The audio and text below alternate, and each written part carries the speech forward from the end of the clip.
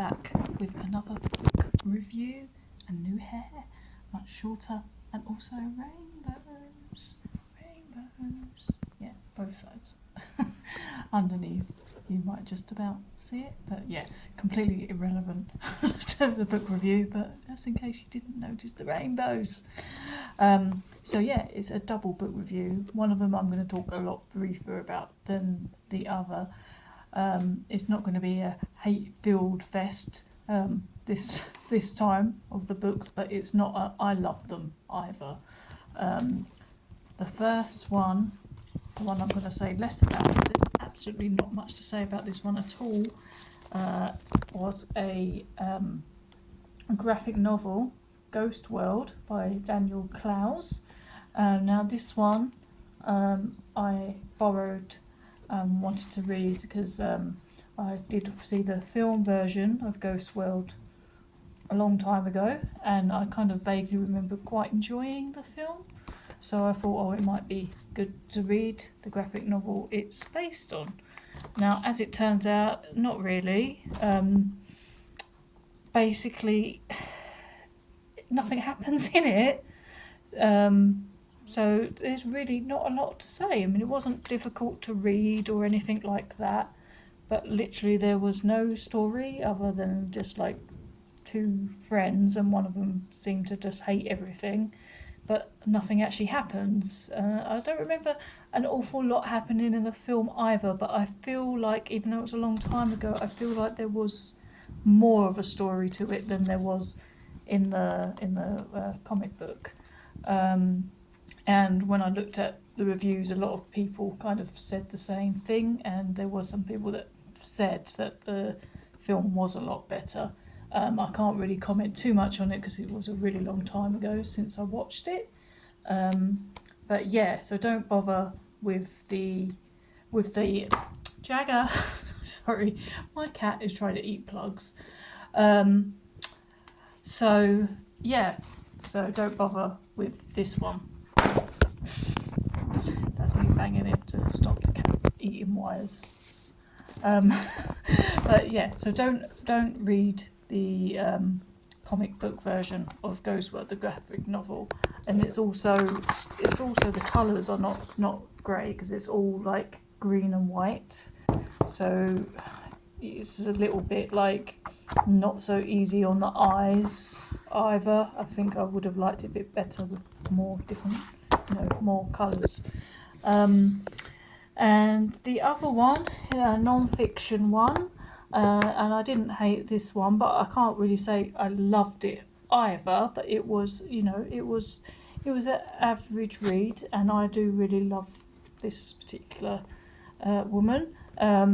It's a feminist non-fiction book. What's new? There's Unspeakable Things by Laurie Penny, who's a really awesome feminist. I met her once in the past. It was at a protest. She come and spoke to me. This was years ago now, but yeah, she seemed really cool, and I really normally like a lot of the stuff that she does. And I wouldn't say this was a terrible book, because it wasn't, and it certainly made me angry.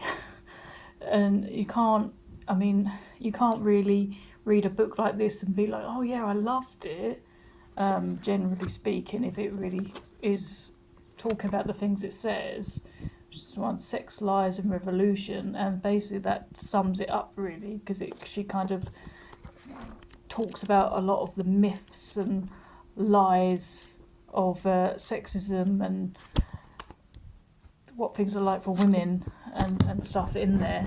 I actually made some notes.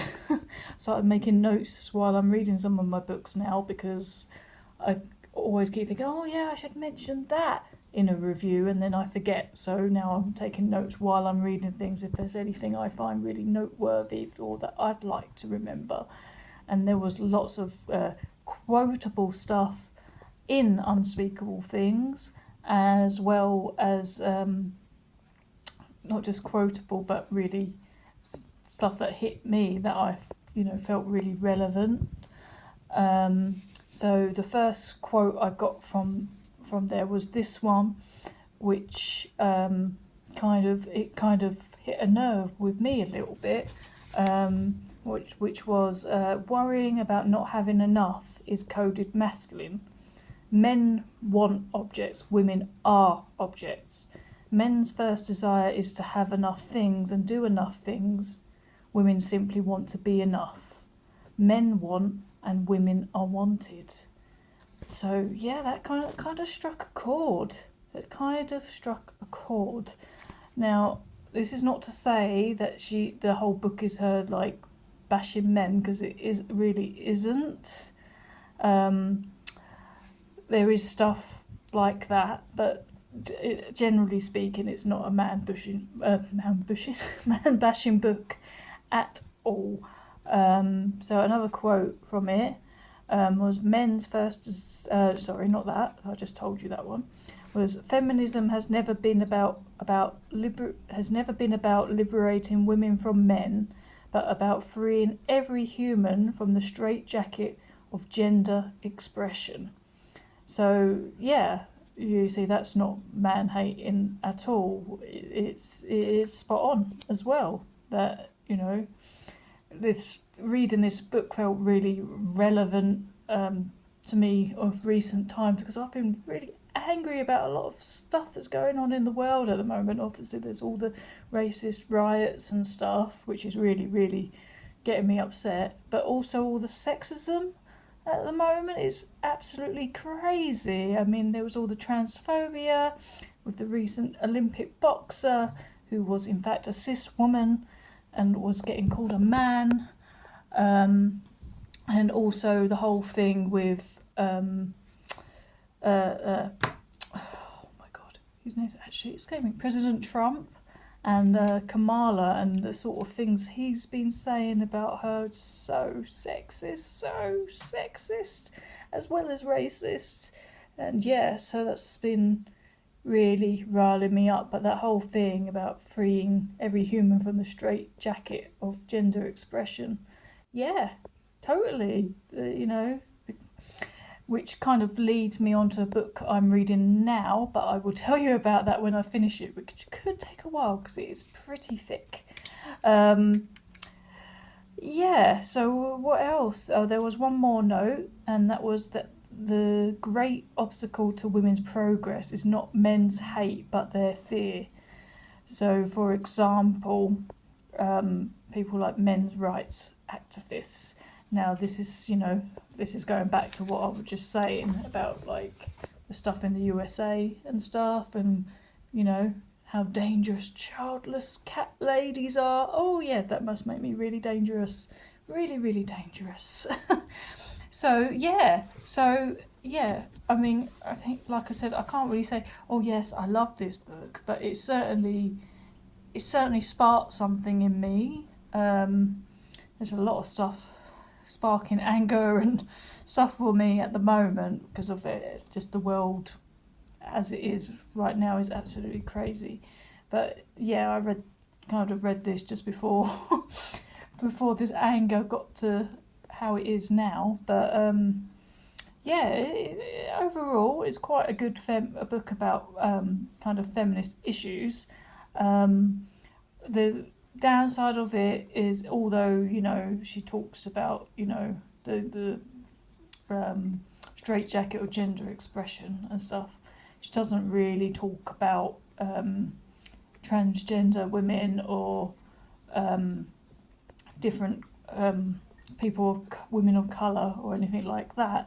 But then again, you know, I know there's a slippery slide to slide down when you're a cisgender woman and white yourself. So obviously it can be a bit hard to try and describe, I imagine, to describe the experiences of those people when you're not that yourself, because you have that different privilege.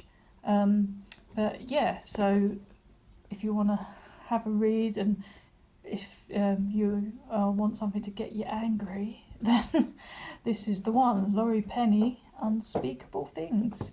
So I'm going to leave it at that because I've waffled on quite a bit this time, but yeah, so you can kind of tell the stuff I'm angry and passionate about, can't you? But yeah, so Unspeakable Things by Laurie Penny, good feminist book. But Ghost World, the graphic novel, don't bother. Yeah, so I'm currently now reading 3 at once. I don't know which one I'll finish first, but we shall see, because I'm currently reading a fiction and non-fiction, which I've been doing for a while, but also I'm reading another non-fiction, which is a working on myself book. But I'm not quite sure which one is going to be the next one I'm going to be able to review, but we shall find out soon enough. But if you've read either of the books I've just been talking about, then feel free to post in the comments what you thought of them, or let me know what you're reading right now. I'd love to know, and I will see you very, very soon. And if you're fighting against fascism and racism, like some of my friends are doing tonight, then all power to you. Let's fight the system and break down racism and all those things. So yeah, I'll see you next time. Bye.